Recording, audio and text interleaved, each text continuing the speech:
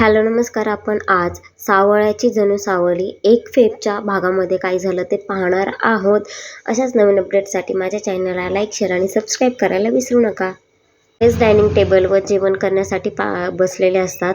तेवढ्यात मग सावलीने शिरा केलेला असतो आणि तो शिरा कुणीच घेत नाही. फक्त जे जे तिच्या साईडचे असतात ते लोकच घेतात. आणि तेवढ्यात रंग बोलतो की सावली मला ही शिरा वाढ म्हणून, आणि मग ती शिरा देते. आणि मग जयंती इकडे बोलत असते की मी जाम आणि ब्रेडने सुरू करणार आहे माझं जेवण, तू ब्रेड आणि जाम घेऊन ये. सावली किचनमध्ये जाऊन जाम आणि ब्रेड आणते आणि तो जाम लावताना तो चाकूने डायरेक्टली ऐश्वर्याच्या तोंडावर पडतो. ऐश्वर्या खूप जास्त चिडते आणि मग तिथून तमा रूममध्ये जाऊन बसते चिडून. आणि मग सगळ्यांचे जेवणं होतात आणि सारंग तिच्या मागे जातो आणि म्हणतो की आई, जयंती बहिणीने चुकून केलं, तिला नाही कळलं. ती म्हणते काय तिला आहे का, प्रत्येक वेळी काहीच कळत नाही का, कसं राहायचं, मॅनर्स नाही आहे, एथिकेट्स नाही आहेत, कसं कुणाच्या घरी राहायचं, कसं जेवण करायचं, हे साधेसुद्धा मॅनर्स नाही आहेत त्यांच्यामध्ये.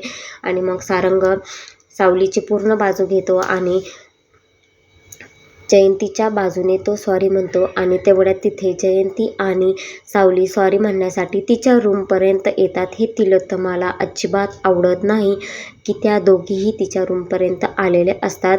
आणि मग ते दोघंजणे तिथून ते जायला सांगतात. मग जयंती झोपलेली असते आणि झोपलेली म्हणजे तिला ती गादी खूप जास्त आवडते. म्हणते की ती मऊ कापसासारखी गादी आहे. आणि भगवंत म्हणत असतो की जाऊ दे, मी खाली झोपतो, माझी पाठ ताठेल म्हणून. आणि तो खाली झोपतो आणि तो असं देवाला प्रार्थना करत असत की देवा, सावली तुझी सावली आहे, तू सांभाळून घे. तिला अजूनही सुनेचा मान नाही मिळालेला, अजूनही पत्नीचा मान नाही मिळालेला.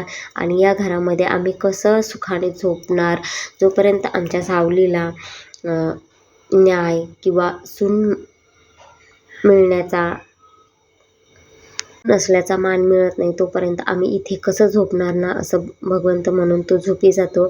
आणि मग जयंती जागे होते आणि म्हणते की मी एका मिशनवर आलेले आहे की सावलीचं नक्की काहीतरी इथे घोटाळा आहे आणि तो मला प्रूफ करायचा आहे, म्हणजे आहेच. आणि मग चल म्हणते जयंती, उठ, चल मिशनवर लाग, लगे रहो असं म्हणून ती उठून सुरुवात करते. पायऱ्यावर येऊन थोडंसं झोपते, पण परत स्वतःला जागं करते. जयंती उठ, आपल्याला सावलीचं सत्य कळायला पाहिजे. आणि इकडे सावली किचनमध्ये झोपण्याच्या तयारीमध्ये असते, अंथरूण टाकलेलं असतं. आणि मग तेवढ्यात तिथे जयंती खाली पायऱ्यांवरून येते आणि तिच्याकडून ते फुलाचं पडतं. आणि पडल्यानंतर मग ती उठवायला जाते. तोपर्यंत इकडे लगेच सावली सगळं आवरून ठेवते. आणि मग तिथे लगेचच जयंती जाते आणि म्हणते काय सावली, किचनमध्ये काय करते तू, इथे तर झोपत नाही आहे ना. तर मग सावली बोलते की नाही मी इथं आवरून आता मी रूममध्ये जात आहे. तर सावली बोलते की जयंती सावलीला म्हणते की तुला खोटंही बोलता येत नाही, तू माझ्याकडे क्लासेस लाव, 100 खोटं बोलण्याचे कारणे मी तुला शिकवल सगळ्या काही गोष्टी. आणि मग ती बोलते चल आता सारंग सरांच्या रूममध्ये जा तू. तर ती सावली काहीच बोलत नसते. आणि मग जयंतीला डाऊट येतो की नक्कीच काहीतरी आहे. आणि मग ती तिला बोलवूनही दाखवते की मला नक्कीच तुझ्यामध्ये आणि सारंग सरामध्ये पत्नीचं किंवा नातं नाही आहे असं मला जाणवतं. त्यामुळे चल तू सारंग सरांच्या रूममध्ये. तिला बळजबरी तिथे घेऊन जाते. आणि मग सारंगचा दरवाजा वाजवल्यानंतर सारंग बाहेर येतो. सावलीला बघून तोही जरा आश्चर्यचकित होतो आणि त्याला कळतं की ही जयंती साईडला आहे, म्हणून तो तिला पटकन रूममध्ये घेतो आणि बोलतो की किती वेळ लावलास गं तू येण्यासाठी, असं काय करते तू.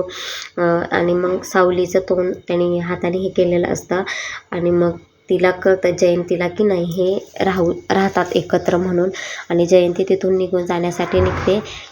त्याच बोलत चालत असते की कोळशालाही भाव आलेला आहे. आणि तेवढ्यात तिथे तिचा ऐश्वर्याला धक्का लागतो आणि ती बोलते की काय गं तू आता झोपायचं सोडून इथे का घरामध्ये फिरत आहे.